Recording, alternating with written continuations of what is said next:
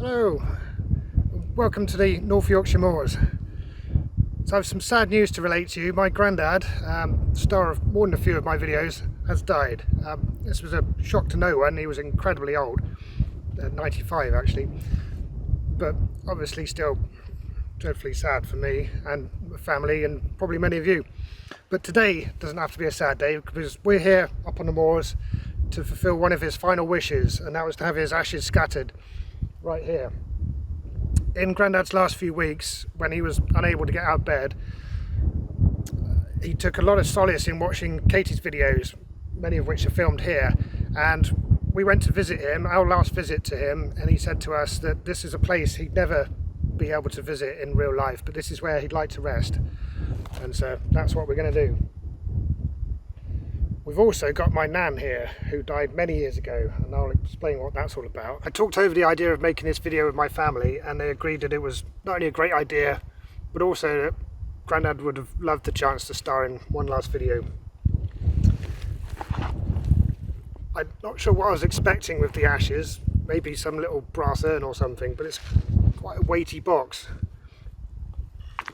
In contrast, my nan's ashes are in this peculiar velvet bag, and then inside this plastic container which looks like something you keep industrial weed killer in. So my nan and Grandad were a couple in stark contrast. I remember going to see Grandad as a kid and being fed on wholemeal stew, which I wasn't a big fan of as a kid. Grandad used to cycle across town. Even in retirement, he'd cycle across town twice a week and go swimming and cycle back. My nan, on the other hand, my memories of her are mostly of her sat in one of those reclining armchairs, watching soap operas, doing crosswords, eating chocolate and smoking fags. And you'd never seen a more likely candidate for a stroke in your life, and that's exactly what happened. I think just as my nan reached retirement age, she had a massive stroke, and it was all downhill from there. And my granddad cared for her during that time.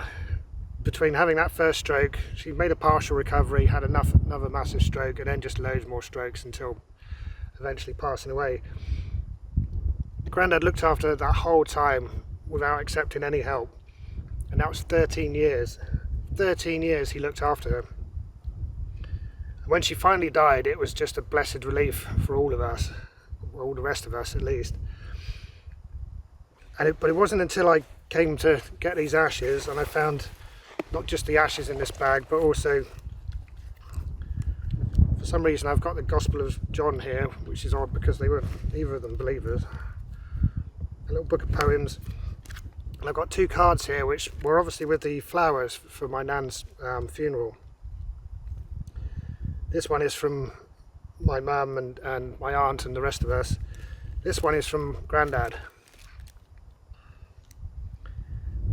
So bear in mind, he'd looked after her unstintingly for 13 years, and in the later years, when her brain was basically destroyed from all these strokes, she didn't sleep for more than 40 minutes at a time, which meant that he didn't sleep for more than 40 minutes at a time. And he had to assist her with everything. She didn't know who anyone else was by that point except for him. She'd just wake up scared and he'd have to comfort her, look after her, feed her, everything. After all of that, this is what he wrote. It's not goodbye, it's a respite for us both, with eternal love and devotion. What an extraordinary thing to have in mind after all that time. Like I say, the rest of the family just felt relief that finally it was over for him and for her, I suppose.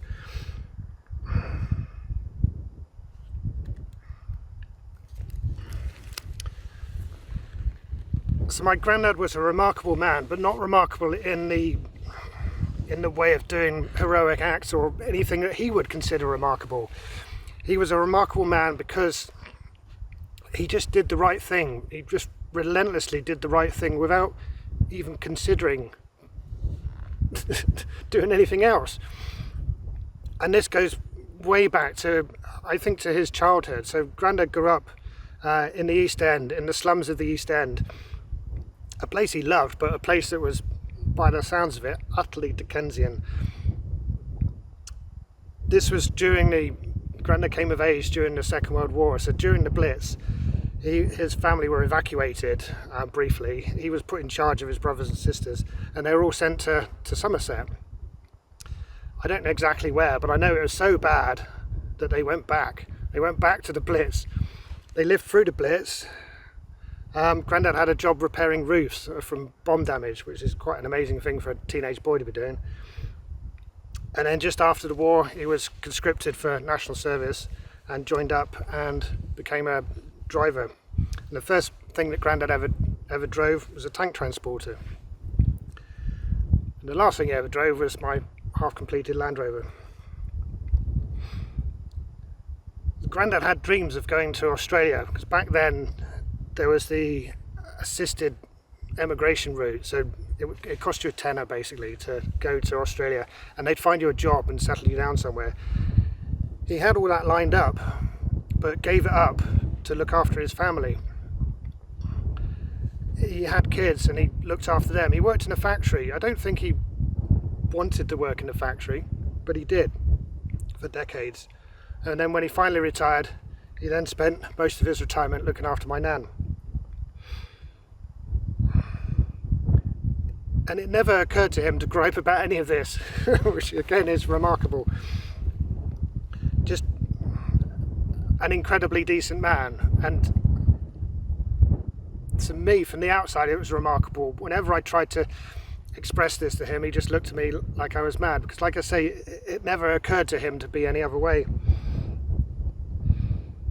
When Grandad got old, looking after my nan for that time just robbed him of his vitality really in his later years, and I think he was ready to give up. His heart started going on him, and at this point he was living by himself, and he'd occasionally fall over or fall off a ladder or something. He was still doing all his own DIY and not call for help because he didn't want to make a fuss. This happened one day when he had a heart attack, and he just tried to shrug it off. A few days later he had another heart attack and couldn't get off the floor, and he finally called for some help. Anyway, the reason I mention all this is because almost against his will he was given some assistance. He had a stent put in and eventually had a pacemaker. The reason this is important is because it gave him a new lease of life. Having a pacemaker fitted took him from being someone who struggled to do anything to someone who could do things quite slowly, but nonetheless could do things. And that's when he started coming down to visit me,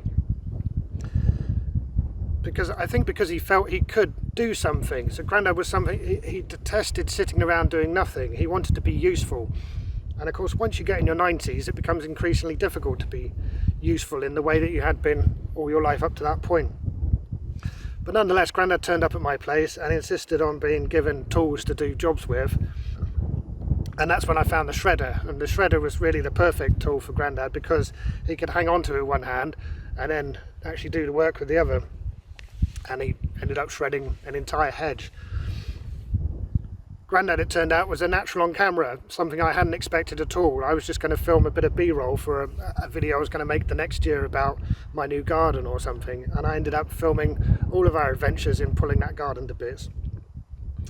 Grandad then joined me for doing a whole bunch of work on Kermit, on the Land Rover, and came back again the next year to do some more.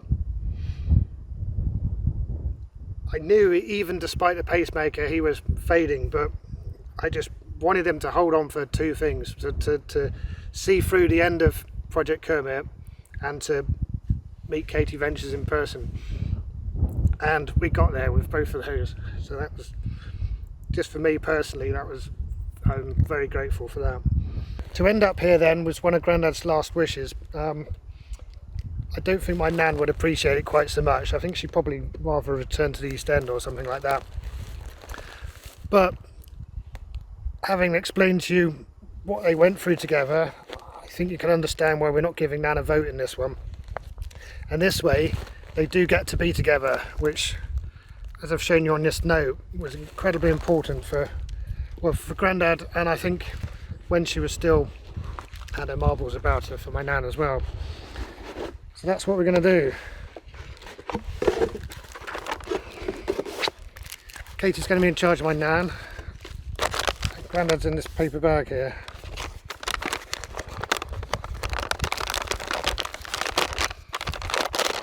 Neither of us have scattered ashes before, but how hard can it be?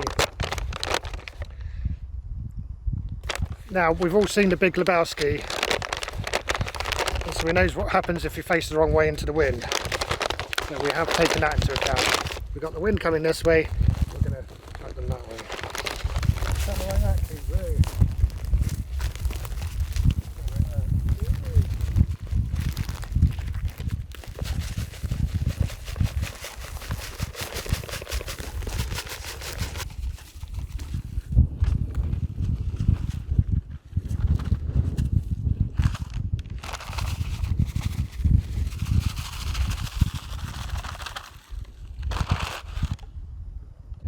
Thank you for joining us for Grandad's last send-off.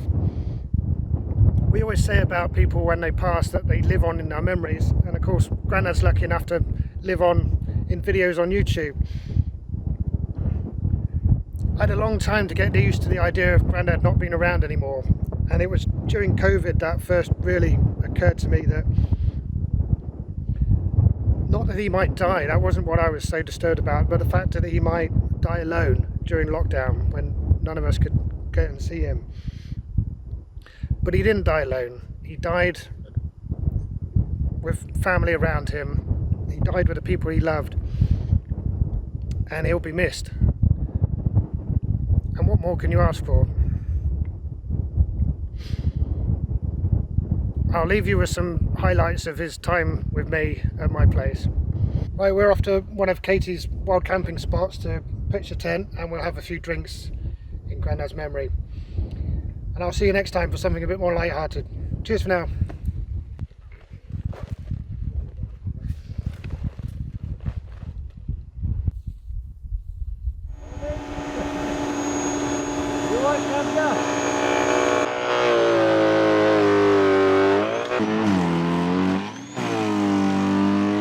I'm earning me keep anyway. Yeah, certainly. He's a bit of a slave driver. That's a little moped thing, isn't it? Yeah. When I took it home, you know what your gran said? What's me and the kid going to do? Run along behind it. Well, I reckon we're back at work now, don't you? Right. That's it. Right.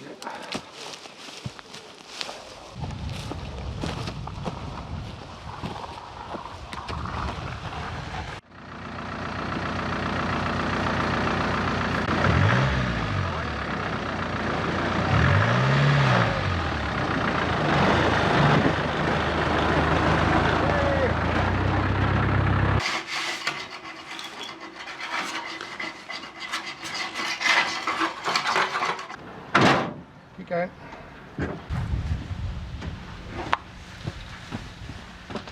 You got it? Yep. Well, it's a lovely fit. Come on, see that? Oh, we off, are we? Yeah. Ta-da, see you later.